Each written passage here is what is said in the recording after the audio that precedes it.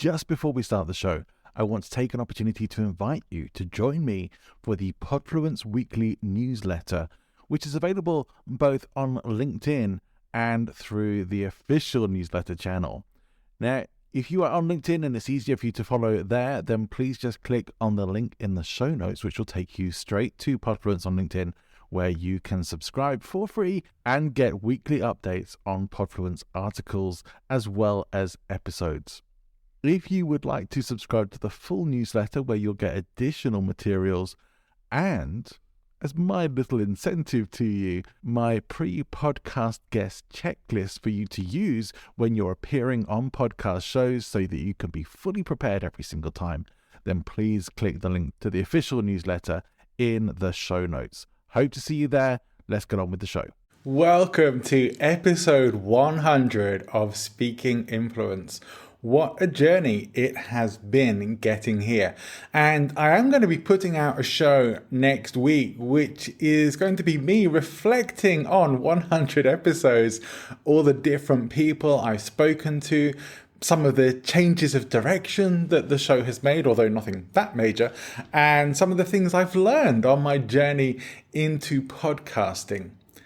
When I was thinking about what I would want to do for my 100th episode, I thought a clip show might be a good idea, highlight some of those older shows. But then I encountered somebody in a clubhouse room that was about ketogenic diet, strangely enough.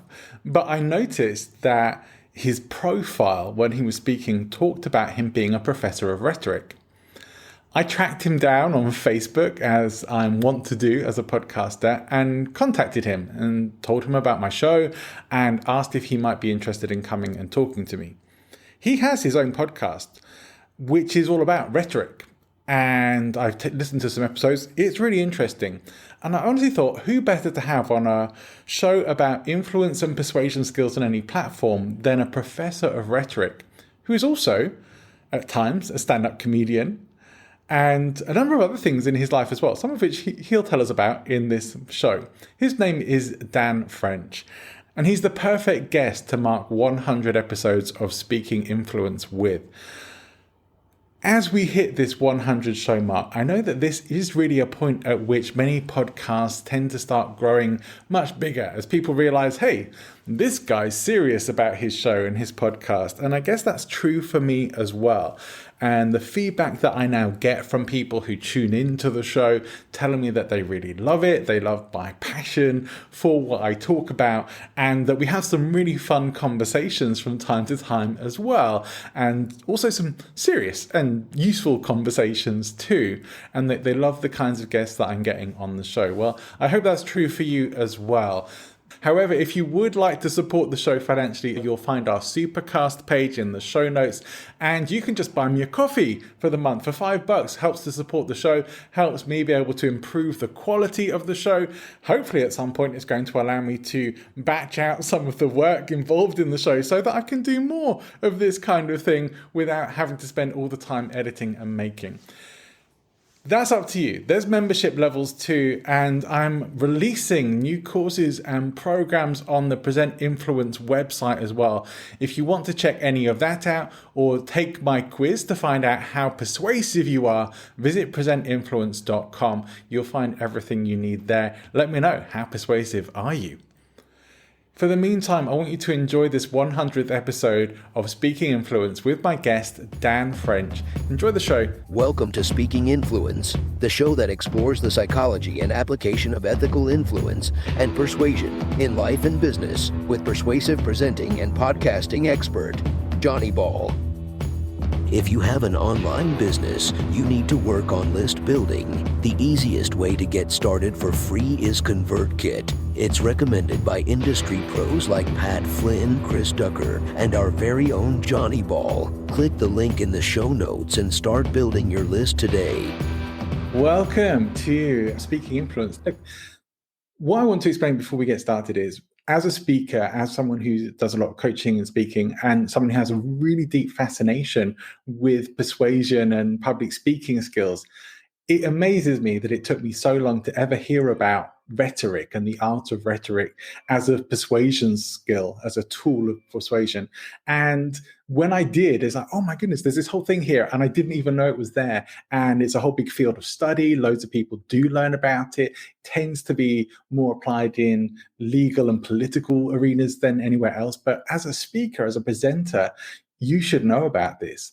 And if you don't, then this can be your introduction to the art of rhetoric as we speak with a rhetoric professor, a doctor of rhetoric. His name is Dan French, and he has a podcast which is called Rhetoric Warriors. He has a new book out, which is the 21 Coliseums of Persuasion. I've been checking it out. It is pretty darn good.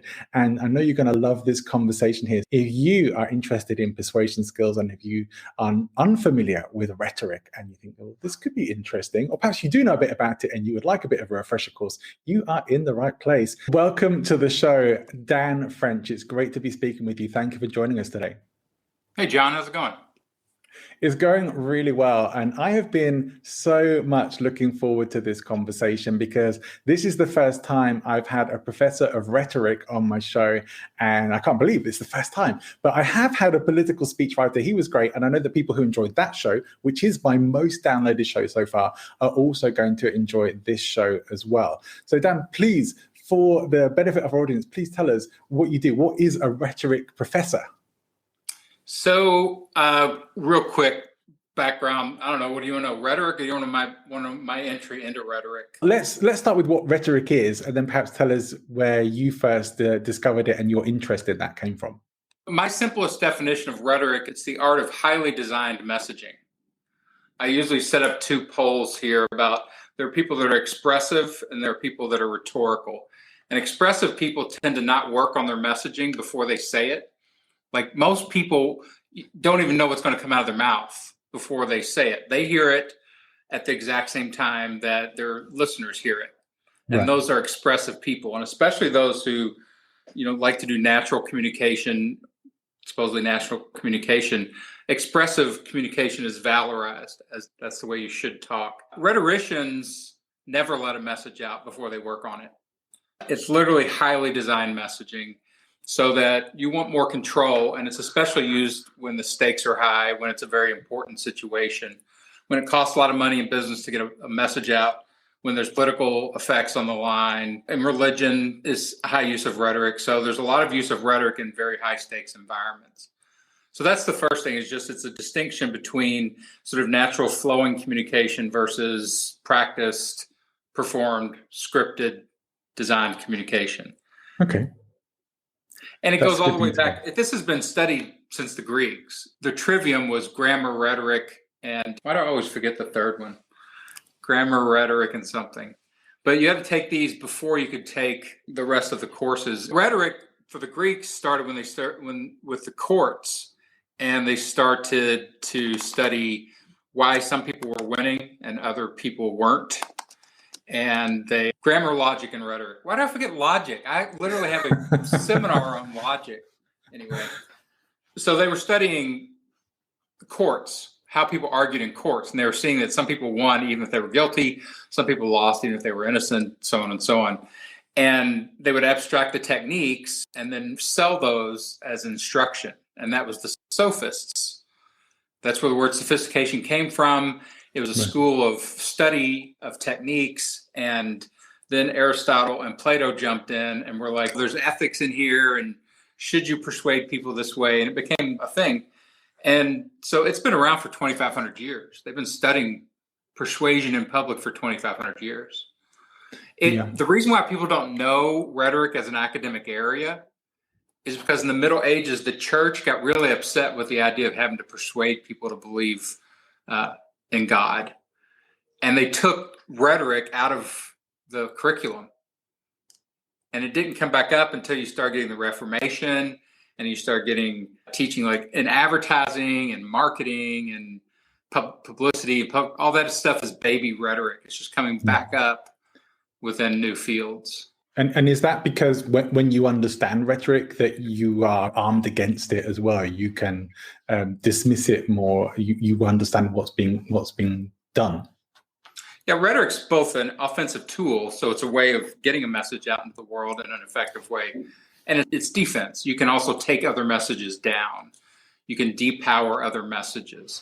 And my thing, Rhetoric Warriors, that I started is essentially one of the taglines. It's the power of ethical only persuasion, and that's because I'm always pushing rhetoric to do the good things in the world and to fight the bad things in the world, and that's why ethics gets swept up so much into rhetoric. Right. And that's what Aristotle wanted it for, right? He said it could be a tool for revealing the truth and putting good things out into the world. And I think it was Plato, perhaps, who was a bit more skeptical of that. You got them backwards. Plato was right. the Okay. idealist and Aristotle was the pragmatician. So Aristotle's like, it can go either way, but you should understand it no matter what. And Plato was more ideals, the Republic, a collection of the best people making the best choices because they have the best information. So, yeah. I think I was basing that on something I read, but I got it wrong. But luckily for me, I'm not a professor of rhetoric. Otherwise, that would be very embarrassing. But great to be put straight on that. I think what I'd really like to get into then is where you first encountered rhetoric and what your interest was in that. So I'm not a classical rhetorical scholar. Like, I don't study the Greeks or the Romans. That's not really my thing, or even the Middle Age. A lot of really smart people from the church were writing about things like public messaging.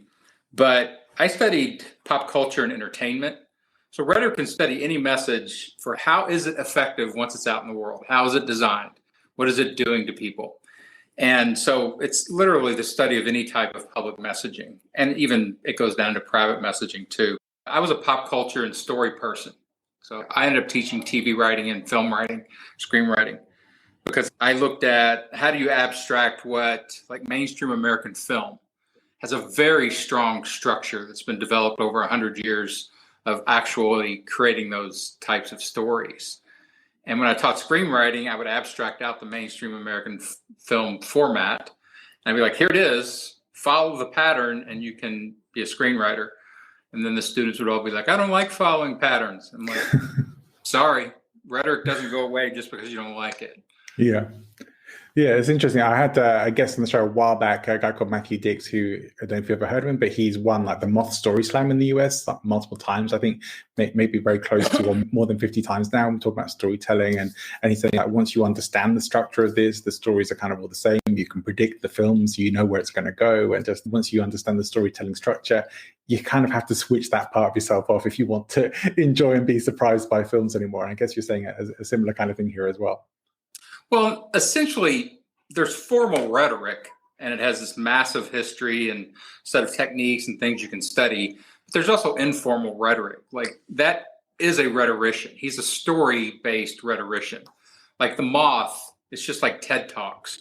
They develop very strong structures, and they repeat them over and over again because they work. I don't know if you've noticed, but like if you watch TED Talks, they all sound almost exactly alike. Yeah, there's a structure. They all have the same beat. They have the same performance. They have the same tones. It drives me crazy at a certain point because it's gotten so patterned that it's not interesting anymore.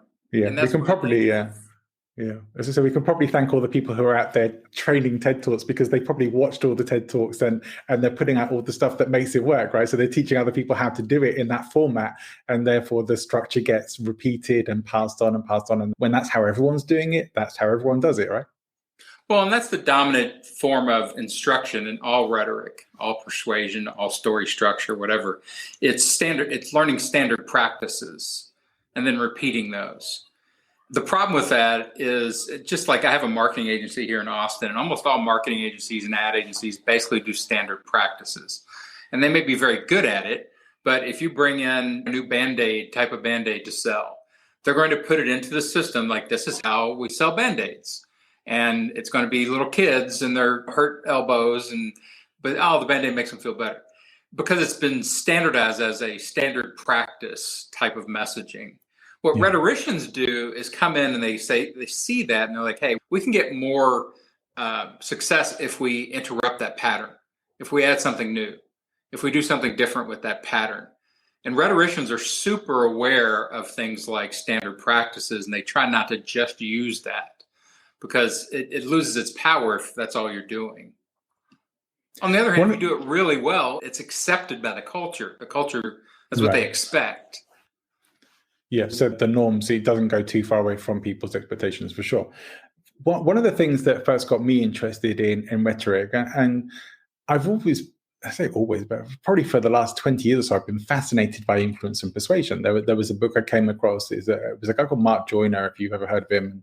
He wrote a book called Mind Control Marketing. I just found it really interesting that there were all these hidden persuasion tools, these ways of getting people to buy stuff, to follow a certain path, that you don't know are being used on you on a day-to-day. And Cialdini talks about it, and there are some very popular names who talk about influence and persuasion, although it tends to be, again, within very specific kind of elements. And I've tried with this show to explore a lot of different aspects of that. And that's one of the reasons why I was particularly keen to talk to you, because we haven't really talked much about rhetoric on this show. But I really want to, because the more I read about it, the more I think people should know this. People should know what rhetoric is, because especially when it's in so much political messaging. And right now we have so much going on politically that we don't always recognize what's being used. And I know you have a very strong kind of stance on rhetoric and politics as well. And you like to try and challenge perhaps more conservative opinions based using rhetoric and conversation. I'll challenge any strong opinion set, just because it doesn't matter if it's on the right or the left. Just the right is dominant right now in a lot of ways with unethical rhetoric. Like, the problem isn't what you believe. You can believe whatever you want. It's fine with me. The problem is the process of getting there. Did your side follow an ethical pathway or an unethical pathway? And if you followed an unethical pathway to get people to vote for you or to believe what you want them to believe, then that needs to be fought. That needs to be taken out of the system, because unethical rhetoric, while powerful, has effects. And so what I do with conservatism is take people back. I don't care. Like, you can tell me, like, Anthony Fauci has a red tail and is purposefully giving coronavirus to everybody all by himself. He's great. So let's go back into process and show me why he's the devil. Take me through it. And so that's why I was saying, like, my second book is on logic, because what's happening is people can't go back into their own process and trace it. Like, they just jump out to conclusion, and they can't sit in process because it's so screwed up.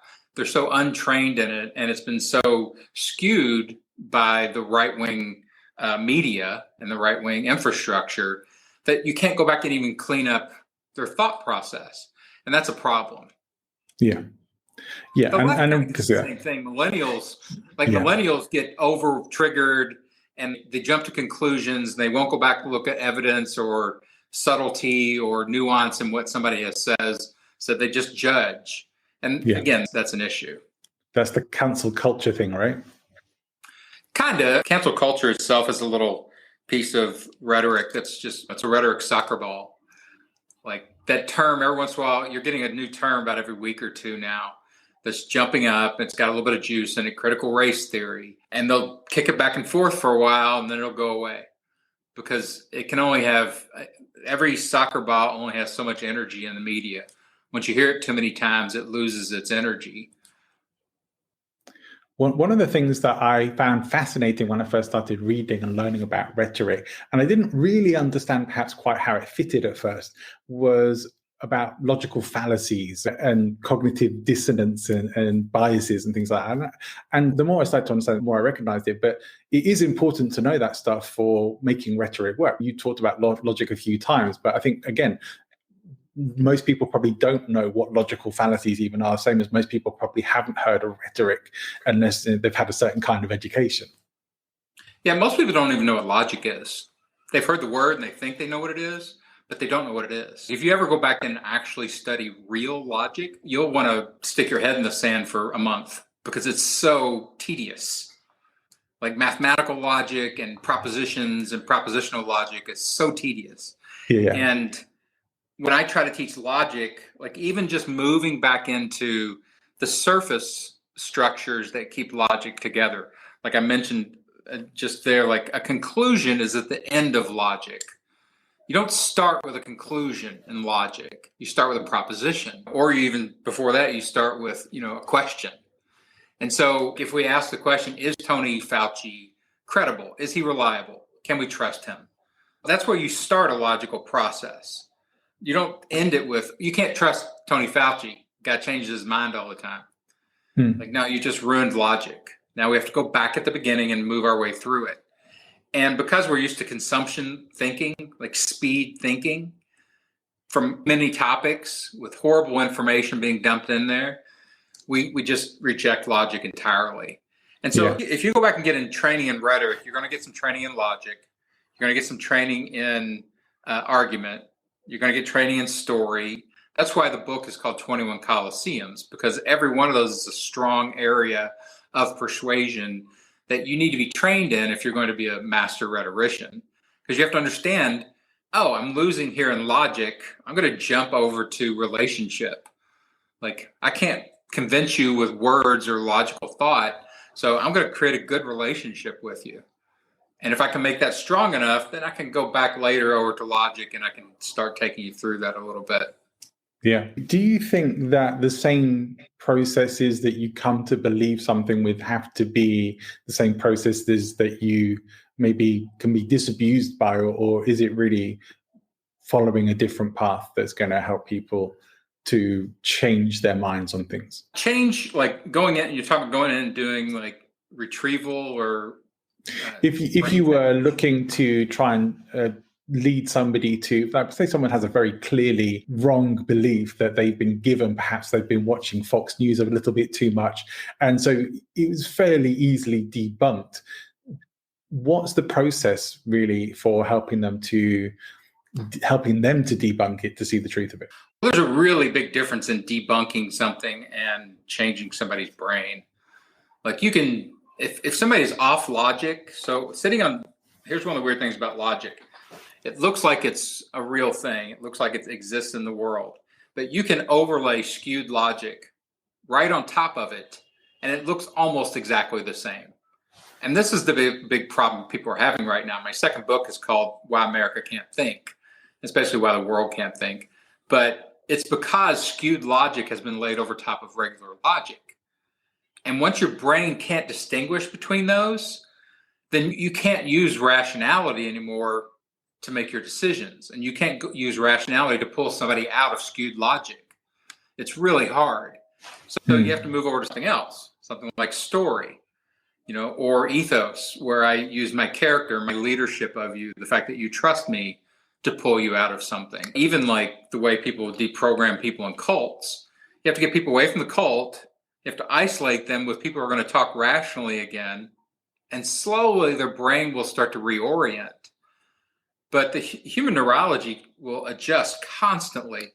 And once it's adjusted over to something that's an extreme viewpoint, that's built through skewed logic, you have to sometimes do really extreme things to get their brain back to its original factory settings. And I guess there are times when that's not even possible, where people manage to just stay ahead of that, or they're just so locked into a certain kind of way of thinking that they perhaps can't come out of it or don't want to come out of it. It doesn't matter whether they want to come out of it or not. Like, you can bring people out of things. It's just repetition, really. The human brain will create new neurons and more fluid neurons, more used pathways through repetition. So if I just say to you every day, John, that's a great beard you've got. Love your beard, man. If I just say that every day, your brain's going to start to expect it. That's going to grow in strength, over time. And you'll be like, man, he really loves my beard.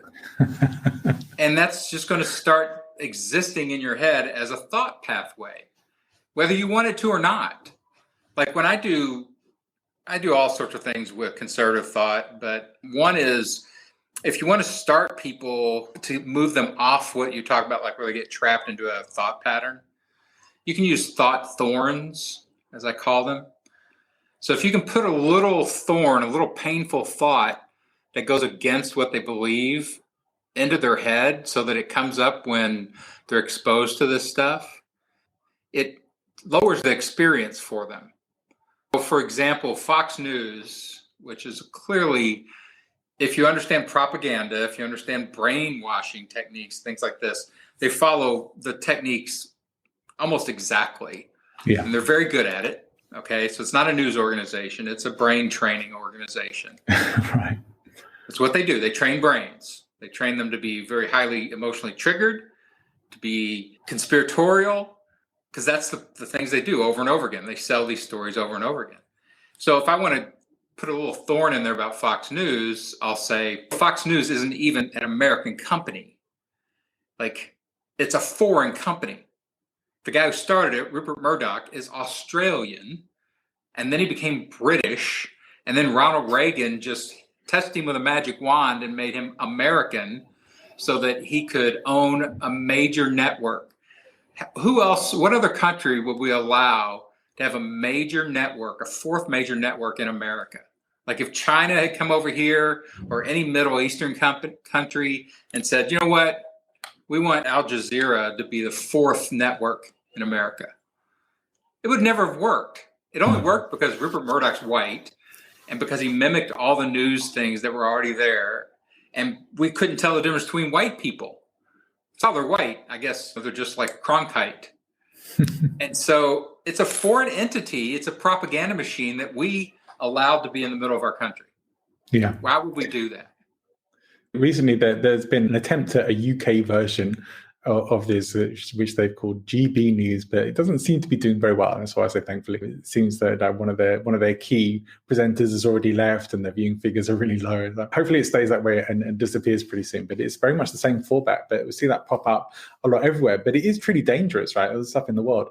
We talk about like ethical persuasion, ethical influence, but there is so much of it out there now, and this is why I think it's so important that there is a mission. I feel like I'm on a mission to help enlighten other people whilst I'm on my journey of discovering more about influence and persuasion and helping people to understand it and apply it in more ethical ways, that I hope I'm also helping to arm people against it being used on them, or at least give them more of an opportunity to do that. And I feel that that's a really important part of my mission. And I sense that that's important for you as well. When you read the introduction to Cialdini's books, he talks about that being important to him as well. There's all these people out there who already know how to use this stuff against you, and probably they've figured it out. They don't have the ethics there stopping them from doing it. But most of us don't know how this stuff works and don't learn it. So I see it as a real tool of empowerment to have this. Yeah, I mean, that's the idea, right? There's only a few things you can do to clean up public discourse. You can try to eliminate nefarious people. Trump gets kicked off Twitter and Facebook, and the world changes. The silence that broke out in America was insane. It was like 4 years of discord, and suddenly it's quiet. Yeah. You can create laws or rules or practices to keep unethical persuaders out of your public discourse, which I encourage. Like, everybody hides behind free speech as like, oh, it's just an open door to anybody. I'm like, have you ever thrown a party and a bunch of bikers show up? What do? Do you like, oh yeah, let the bikers in and your party's going to be just fine? No, you make some rules. You put at least a velvet rope up. So you have to have some type of system that's more advanced than just, hey, it's free speech, they can say whatever they want. Well, no, they can't. Right. So that's one way, is to make some rules for who gets in and doesn't get into your public discourse. And then secondly, to arm people so that they can see that stuff. The nice thing about OAN and Newsmax and GB, is the one in Great Britain coming along after Fox, is Fox has already alerted everyone to this stuff being different. So there is some protection now. Like, the population has learned some stuff. When Fox first came out, there was no outcry about, hey, don't let this propaganda machine onto my network. And they use very specific techniques of masquerading and appropriation. Like their original slogan of fair and balanced, that's a news slogan. And it's a complete lie. That is exactly the opposite of what they do. If they would have come out and said, hey, we are a propaganda organization, we are unbalanced, we are trying to sell this set of ideas to you, then I would have probably been okay with it. Right. The problem is when they deny, it's unethical to, be non-transparent. And so they deny that they're this, and they constantly are in denial. Like, nah. So if you train people, that's the second thing, is get them to where they can see this stuff. And the third thing is like what you're doing, and this is what I do and why I started Rhetoric Warriors, is we need a Guardians of the Galaxy, but by rhetoricians. Sounds good. I'm in. I'm in. Right? I mean, I'll be the little raccoon guy. They're highly funded. They're incredibly, highly theoretical. They employ great writers and great artists, and the people on Fox News are amazing performers. It's too much for regular people to try to resist. So we need rhetorician Guardians of the Galaxy. That's why I like this. That's why I called it that. Yeah, I like the sound of it. It definitely sounds like a lot of fun as well, rather than complex and deep stuff. So I'm curious what your thoughts are about education in rhetoric. I mean, perhaps it would be good to explain some of the foundational principles of rhetoric, the sort of ethos, pathos, and logos part of it for people who may not be too familiar with those. Do you mean, do I think it should be taught in schools and stuff like that, or? I guess it's like at least more commonly taught, even if it's at more higher education levels. But I think a lot of people don't get to come into contact with it in any way, shape, or form, other than when it's being used, and wouldn't necessarily recognize it. Yeah, it becomes a political issue within the educational ecosystem. Like English departments teach rhetoric too. So my degree is in speech communication. So it's in the speech tradition and rhetoric. And then there's a written tradition of rhetoric. And they use the same tools, the same argument tools and persuasion tools. So English departments own persuasive speaking or persuasive writing. And you'll get a little bit of that. Like when you take your basic English courses, you'll have to write essays that argue for things. Usually most people in college have to take a public speaking course. And that's a baby rhetoric course. Like, how do you create a good message so that it, has the right effects that you want? And usually you have to do some type of persuasive speech. Yeah. And you get a little bit of debate here and there in high schools, and some people take that. So there is a little bit of educational foundation in it. But again, like most schools have a rhetoric department. You just never hear about it. It's not one of the power departments on most campuses.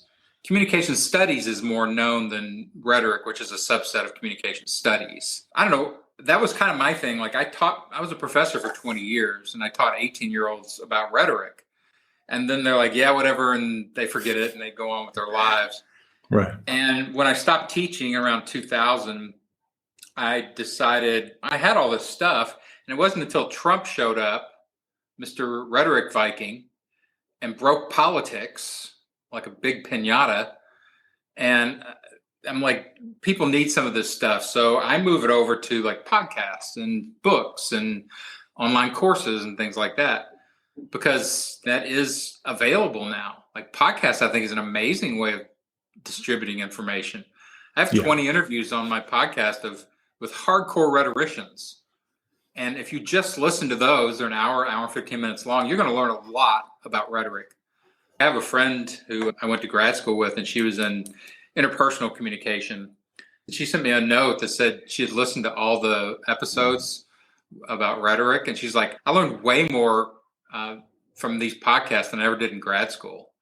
Format to hear people really talk. Isn't that the way now? Yeah, because you can do so much more with them. It's a much more flexible learning tool. It seems to be that the audio format is becoming more and more popular with people. I think that we're going to see a lot more of it as well. Facebook's in on the act now, and with podcasting, and Netflix are making podcasts into TV shows and things as well. That people are loving the format, and a lot's coming out of it, and also finding it something that they can enjoy anywhere. Like I will listen to podcasts whilst I'm walking to my office and back, or whilst I'm in the gym, because I'd rather have that on than music. And I think a lot of people are doing that kind of things on their commutes, in the car, audiobooks and podcasts. It's a very powerful format now. It seems to be becoming more and more popular, interestingly. Yeah, and I hope that's true. Like the Nazis in 1930s gave out transistor radios to everybody, free transistor radios, so that they could hear Hitler's speeches. So having some area or some easily accessed technology that could carry messaging to people is important. And podcasts, like so I also have a big background in comedy and entertainment, and I worked in Hollywood for a long time. And I try to bring as much of that as I can to the podcast format to make it entertaining. But there are right-wing comedians who have podcasts. Yeah, but are they funny? Are they funny, Dan? It's really hard. I wrote for Dennis Miller for a little while, who became a right-wing zealot. I remember Dennis Miller, yeah. And he started out as a very liberal prince. He was the Jon Stewart of his day. And he moved over to become right-wing. And I used to say it's really hard to do comedy downward. Like, people just cringe when you take shots, when either you glorify people who are clearly evil in power, or you take shots at people who are clearly trying to do good stuff in the world. And he would do it all the time. So it's cringy to hear that stuff. But there are some good comics. There's a guy, Nick, what's his last name? Nick DiPaolo, who was a great club stand-up. I think he's lost his mind to the right, but he's still got all the club stand-up techniques, even on his podcast. So it sounds like it should be funny. It's not always funny, but it sounds like it should be. Yeah, it's interesting. Politics, but perhaps not really a left or a right thing. But I think when you start getting into ideologies and perhaps wrong thinking, as you say, it's hard to find that funny. It's hard to find things that where someone's actually punching down or as you say, proclaiming something as good that really isn't. Then that's hard to find funny for sure. Now, I've had a lot of comedians, funny speakers, and professional comedians on the show because I find comedy is a tool that doesn't get talked about that much as a tool of persuasion, as a tool of influence. But I think it really is. It's actually a very powerful one that perhaps a lot of academia, I could be wrong on this, but you would maybe know better than I do, but a lot of academia seems to have missed it as a tool of influence and persuasion. What do you think? Well, I think it can be pulled over and used as a tool of influence and persuasion, but that's not its design. No. Comedy doesn't owe you any moral work. It doesn't owe society any, advance. It doesn't owe anybody. It gets pulled over, and then once you pull it over into stuff like that, it changes the nature of the comedy. Comedy is just there to create laughs. That's the world, this whole circle, the whole enclosed space that is comedy. It's just laughs. It's trying to find entertainment value. If you pull it over and start making it do social good, political work, things like that, it breaks pretty quickly. Right. Even when I've seen Jon Stewart try to do actual politics and political events, it just falls flat. Yeah. That's just not the nature of comedy. But it can be used in a lot of ways to do things with audiences that, are powerful, and then you can slip persuasion and influence in there. I think that as well, I view it that when you're making people laugh, you become more influential. If people see you as someone who's funny and makes them laugh, you are influential to them. You have yourself almost in a power position to them to a degree, although they might, hopefully they feel connected to you and related to you, but you have an influence over them. They see you as a particular kind of thing. And that does at least allow the opportunity to perhaps plant some seeds or challenge the status quo. And you certainly have seen throughout the years, people like Jon Stewart, people like Bill Hicks, people like, I guess people talk about Lenny Bruce and guys like that going quite far back there. George Carlin, perhaps a more recent example, although he's no longer with us as well. But that it is a possibility to challenge the authority and challenge the status quo and get people thinking about things, even if you're not actually necessarily directly making a point. Yeah, it can definitely do all that. It just doesn't have to. I hear people who will jump on comedians about their bad morals or their bad, and I'm like, it doesn't matter. Are they funny? Do they make you laugh? That's the end of the conversation in comedy. If they want to be a blend of comedian and social justice warrior or seller of a social perspective or political perspective, that's fine. But that's not really a comedian anymore. That's at least a blend. And it's a hard one to pull off. Yeah. You see guys like Hicks and stuff like that who are good at counterculture and punching upward, and they can find some of that, but it runs out of gas pretty quickly.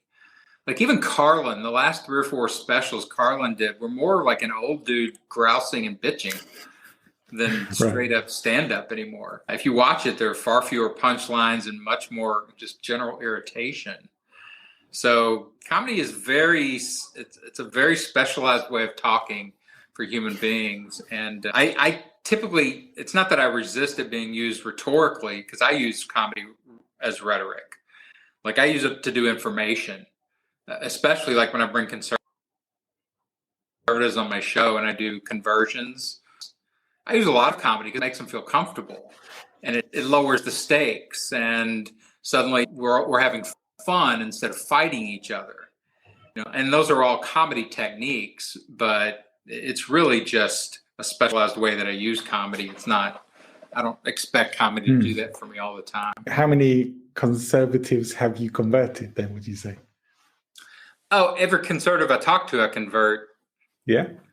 It's not a full conversion, but I will move them a few centimeters towards a direction I want them to move. The interesting thing is, like, again, with the book, the reason why I split persuasion so strongly into different areas, it's because when you ask me about conversion, like, I'm really trying to do relationship persuasion with conversions, because I've seen this over and over again. The strongest way to convert somebody out of a political perspective is to let them create relationships with people who are their villains. And they can't hold on to their hate, their judgment, their negative evaluation.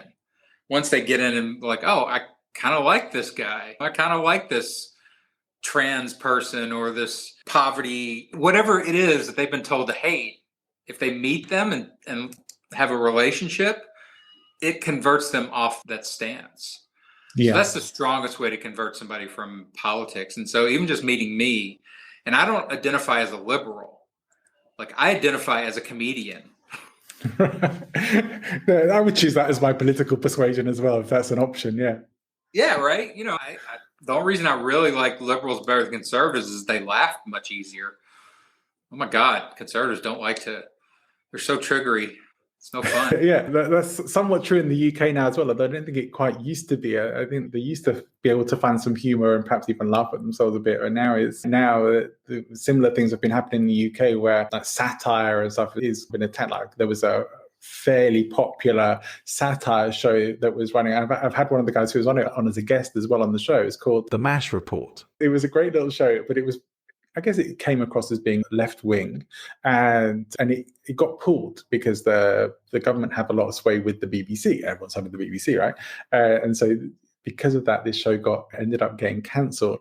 And it seems that they're really doing some bits to try and quiet dissent. And I was actually watching a YouTube video yesterday where someone was talking about that Trump had been investigating the possibilities of having the DOJ investigating certain late night comedians that he didn't like about whether they could prosecute them. It's definitely a dodgy dictator kind of move to try and silence any sort of political dissent or opposition. And they were talking about this comedian in Egypt who's now had to be exiled to LA. You may be aware of who he is. I can't remember his name off the top of my head, but because he was satirizing the powers that be in Egypt, they came after him and he had to leave, and he still can't go back there. But it seems that comedy itself has a lot of power, but people don't like being challenged. And the political figures spouting the rhetoric, but they want the free speech, but they're actually silencing it in other people. They say they're all about free speech, but they want everyone else to shut up. Right, and that's unethical. So yeah. There you go. All these issues, they like, to me, one of the dominant terms that explains modern rhetoric is conflation. Everything gets conflated together, and we have such a hard time extracting it to be able to think our way through it. So freedom of speech, like Trump supposedly is now going to sue Twitter and Facebook for pulling him off their platform. And they keep claiming free speech. Well, that's why I said free speech. Free speech needs some work. It needs some rhetoric work done on it to define it, because it shouldn't be free speech. It's not free hate speech. It's not free to say unethical things. It's not free to lie, but that's the way it's being used. Yeah. And so everybody's, well, you can't restrict it. I'm like, yeah, you can. Sure you can. We have this huge technology. We're incredibly advanced. You can't tell me we can't actually look at things and do some good trimming of it. We're not at the mercy of the language. The language is at our mercy. So do some actual work on it. Again, it's the rhetorician thing. Rhetoricians would be like, one of my taglines for what I do with Rhetoric Warriors is complicated times require sophisticated techniques. And we haven't kept up. This idea of free speech has not been turned into free speech 2.0. Democracy hasn't been turned into democracy 2.0. And it needs it. Like, it has all these vulnerabilities because it was made 250 years ago or whatever in America. And so it's a vulnerable system, and all the right is doing is exploiting the vulnerabilities in the system. So fix them, and you'll get rid of these nefarious people and the power that they can grab. And they keep trying to stop you from fixing it because then they'll be out of power. Of course. Yeah. So the will isn't there to change the political systems, which are all clearly broken, because so many of these corrupt types who are kleptocracy kind of government who are putting stuff out there and putting out all this harmful rhetoric and division and all that, they're too easily in power. And in the UK, the government there has a ridiculous majority because people have bought into it and bought into all this rhetoric. And I guess also in the lack of strong opposition as well, is that the opposition hasn't really done a very good job of combating any of that. And I think that they could be a lot better on it. But it's probably just as true here in Spain, although most of other parts of Europe and many other parts of the world now seeing more coalition governments, which maybe a better thing maybe that's part of the democratic answer. I tell people all the time, like, I just started this brand 6 months ago during the pandemic, where I could lift all this stuff out of academics and out of all the work I did for all these years teaching it over into a public format that is more adapted. It's at least adapted to podcasting.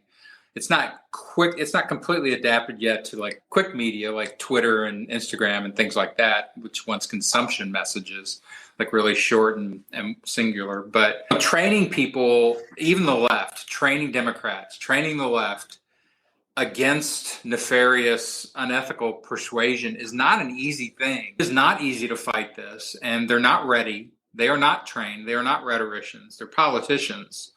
And so they keep going back to trying to use the same things they've always used. And that stuff can be blown up so easily.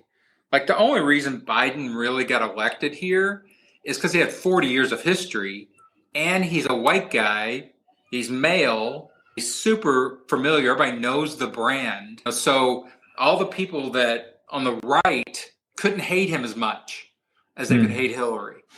So the hate factor went down to 20% because they didn't know how to hate that guy. Right. And so, but how do you fight hate? I mean, that's different than fighting political ideologies. Just sheer hate, and you've watched them do it now. Like, they turned it on Fauci, they've turned it on Biden, and the Biden hate factor is starting to go up because those techniques are super powerful, partly because they're good at it, and partly because we don't know how to fight it. Even if you just turned the fire hose around and pointed at Trump and just use the things that the right hates and just say it about Trump. Like, they pick the wrong things, like calling Trump a fascist or a dictator or things like that. The right doesn't even understand what that means. So it's really not that strong, and they don't care. Like, they would be perfectly fine turning these governments to fascist if the fascism was Christian, it was organized, around what they want. They'd be fine with that. We don't need elections, just we need the right people in power. So calling things that they hate, like, what do they hate? Well, they hate overeducated people. I'm still surprised. Trump's such an interesting guy, but him being a New Yorker and the fact that the South loves him is amazing. Rich boy New Yorker. If they'd have just kept hitting him with that. Yeah, although it seems there are some revelations that he may not be quite so rich after all. Yeah, but none of it matters. Again, they're not using logic. So it doesn't matter whether he is or isn't. Like, they're listening to stories. So just put a big thing on there. Trump hates Jesus. Right. Like, Trump is a Jesus hater. And again, propaganda and rhetoric will tell you, repeat that over and over again. It makes no difference whether it's true or not. Yeah. It will start to rise up as a belief, and then it'll hurt Trump. Yeah, there have been quite a lot of people who are saying Trump is probably really an atheist or doesn't really believe in anything. But yeah, again, maybe just hasn't been enough of it or hasn't been repeated enough. It needs to be in the public discourse. And that does seem to be something that particularly the right wing does do very well about keeping that discourse going, they're controlling the talking points and the language that's being used, the hyperbole that's going into it as well. I took an interesting program that it was an audio course. It was really an audio book that is no longer available as a proper course, but you may have heard of it. It's called A Way with Words. It is Professor Drab. It's a course on rhetoric particularly, and it's available on Audible. That's where I heard it.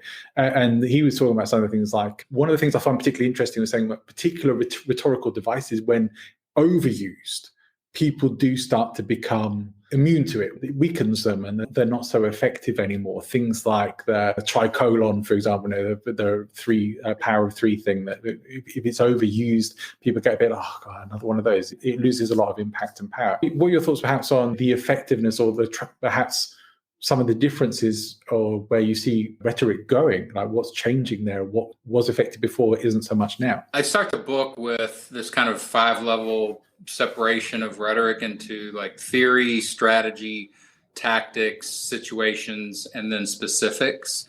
So specifics are the micro techniques when you go all the way down into like that. Like when you repeat things in threes, it's a thing in comedy, it's a thing in the human brain. Our short-term memory can hold about 3 things.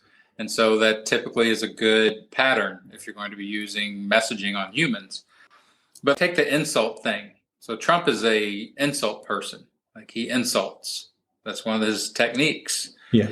And he knows that insults only last a couple of days, 2 or 3 days. So he'll change his target every 2 or 3 days. And then once people forget the insult, he'll pull one thing out of that insult and circle back and just reuse it every once in a while.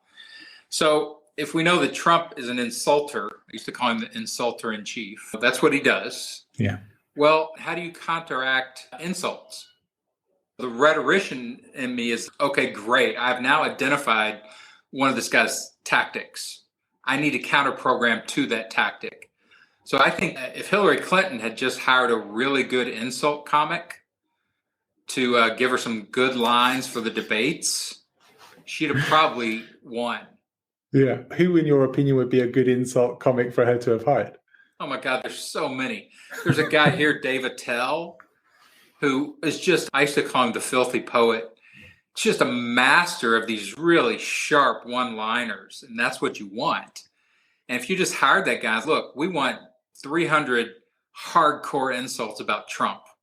And then you just armed Biden or whoever going out there with fresh insults. It would decimate him because he's not used to being insulted by an artist. Yeah. He's used to being insulted by people who aren't good at insulting. Hillary Clinton tried to insult his followers, and it was the clumsiest insult.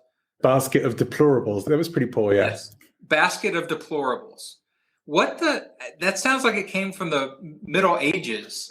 Like who uses the word deplorable anymore? Why a basket? It's just a weird image. It's a horrible insult. I'm like, that guy standing right next to you is so insultable. There's so many things about him that you could insult. Yeah, and it was so tame. Yeah, it was so tame that they were using it as a badge of honor. That people were changing their profiles to deplorable, right? Yeah, they pulled it down after a while. That's the other thing about rhetoric is like it can re-inhabit symbols. Symbols are really hard to control. Even like the right has taken all the democratic symbols, like the flag and colors and all this stuff, and they've turned them into hate symbols. Like they drive around in the trucks, and as soon as you see, oh, that person is a horrible person, which is a crazy thing to do with America's primary symbols, but they've done it. So there's always this fight about defining symbols, which is another area of rhetoric, definitions. But just insults, hey, if you know you're going up against an insulter, you better get ready to defend those insults. Biden just ignored them for the most part. But he could do that because he already had a bunch of rhetorical ethos. And there wasn't that much to insult about Biden. Now they're insulting him about his cognitive abilities because he's old. And that's the only thing they've been able to make stick. Right. Although he still seems much more cognitively capable than the main opposition. It's interesting. He's saying about the symbols. I remember doing my English degree, signs, symbols, signifiers, semiotics. That is related to rhetoric as well, then? Yeah. Again, rhetoric was the fount. It was the original fleur-de-lis. It was like it created all of this stuff. And all these other academic areas have come up to rediscover what the Greeks were talking about 2,500 years ago. And semiotics, the splitting of language and all that stuff, you can find most of that in Greek writings. The idea of what are words and what are they constructed of and what do they do and how do you take control of that? That's all rhetoric. And you came up with through the academy, like the Russian structuralists and then the semiologists and all these different people breaking the sign apart, breaking the word apart. It's all been done in rhetoric. You just didn't read it. Yeah. You know? Yeah. So different areas, the left hand not knowing what the right hand's doing, right? Interesting stuff. I know we need to start wrapping things up pretty soon, but it's been a great introduction to some people to rhetoric and understanding how it applies to their life. It's part of everything. It's everywhere. You can't really avoid it. Knowing what it is and perhaps knowing how to use it, do you think it is a critical skill for public speakers or just a nice to have? Rhetoric is the super technology. I tell people it's the original human software. Maybe logic is first, maybe language is first. But right after that, it's how do you use language to get what you want? And that's the real question that rhetoric is answering for you. It's like when we talk to people, we want something. We want things to happen. Even if we're trying to get them to smile back at us, have a pleasant conversation, you're trying to make that happen. So every time we talk, we're really being rhetorical. And so when you train people about rhetoric, everybody's worried about it going over into manipulation, which is just a piece of slander about rhetoric because everybody's afraid of rhetoric. Why shouldn't you understand how rhetoric works? It's the original software for creating good relationships, for transferring information well, for taking care of other people, for being ethical. It does really great stuff. And that's why I teach the white arts of rhetoric. Like, here are all the great things rhetoric does. Yes, you can pull it over into the dark side and it will do all those things too, but it only does those if you let it. Right. If you don't understand rhetoric and it's against you, well, guess whose fault it really is? It's your fault. Defend yourself. I have a talk that I've delivered a few times now. It's called Defense Against the Dark Arts of Persuasion. But I like that. I think I'm going to have to add something in there now about the white arts of rhetoric. I like that. I really like that. I will credit you for sure. That's amazing. Where can people come and find out more about you and more about rhetoric? What's the best way for them to do that? Rhetoric Warriors, the site it's a major location. And then I have all the podcasts. I have 75 episodes up on YouTube and all the platforms. And that's really the best way. It's all free information. I'm going to launch a rhetoric boot camp, like a hardcore training around the book, because the book is essentially, it's a quick introduction to an arena. So like when I talk about logic in there, I could write 3 books about logic. There's so much stuff inside of logic. But people don't have time for that. So I'm just trying to get you oriented in that. And so I may do a rhetoric boot camp about each week. I'm going to launch into a different arena and really drag people through it if you want to learn this stuff. Because learning 10% of something in this stuff is a bad idea. Because then you're going to launch in and you're going to be up against somebody that's good at it and you're going to get shredded. So rhetoric it's a battle. That's one of the primary metaphors for it. And that's why I chose coliseums. Because you're in there, and if your uncle or your dad or whatever, and you can't talk to them, or your aunt or somebody that's gone off the deep end, or like me, I have a 21-year-old daughter who's millennial, and I've had to really work in order to be able to communicate well with her because she's so easily triggered. And I'm a comedian.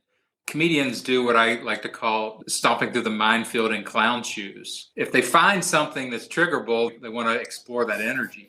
Yeah. And my daughter doesn't like that. So we've had to work at it. But I've got techniques to make adjustments so that I don't just trigger her and ruin the relationship. Whereas most people just avoid the topic. They stop trying to persuade, which is a horrible idea because now that person gets to go out and vote. You need to control the way other people vote. That is your responsibility. You need to influence it and get it into the right modality. And if you're on the right and you're like, hey, I think the right is the way to do this, I'm like, great, use ethical techniques and jump in there. But if you want to use unethical techniques, I'm going to fight you every single centimeter you try to move.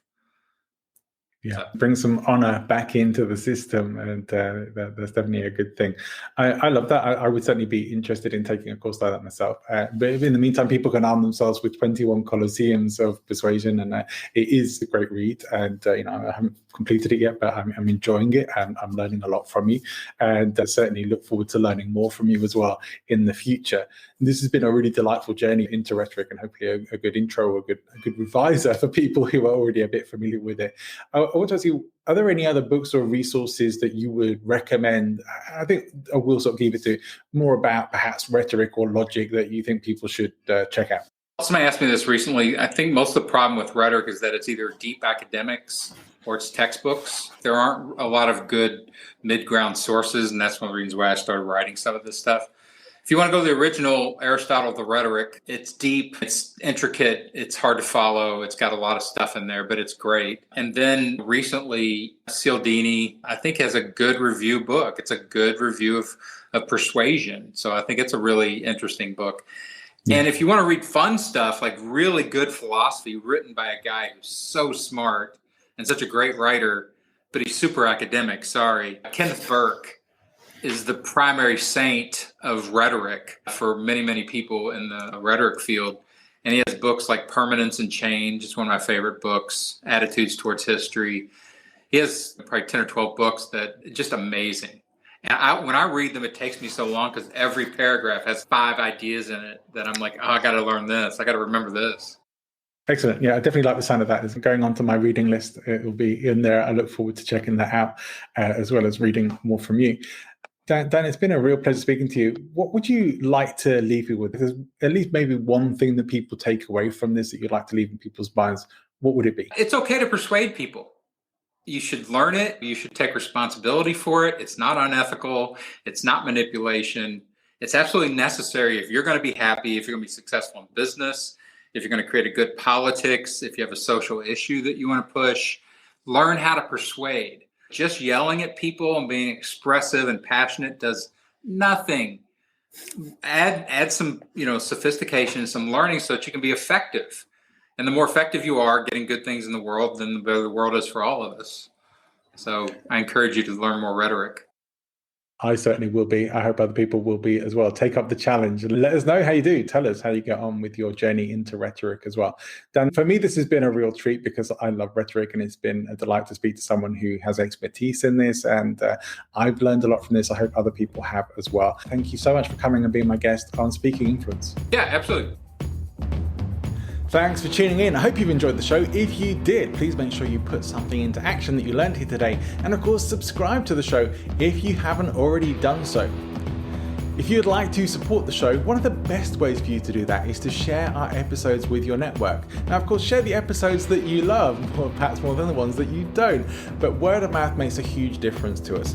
And you can now support the show financially as well, even just by buying me a coffee. For $5 a month, you can help make the Speaking Influence podcast an even bigger and better show. There's also a membership level where you can get exclusive access to our live stream recordings to be in the virtual studio with us, and exclusive Q&A time with our show guests, as well as advanced information of the shows and guests that are coming up. To do that, visit the Supercast page in the show notes or in the YouTube description. For now, see you next time, and go and make great things happen.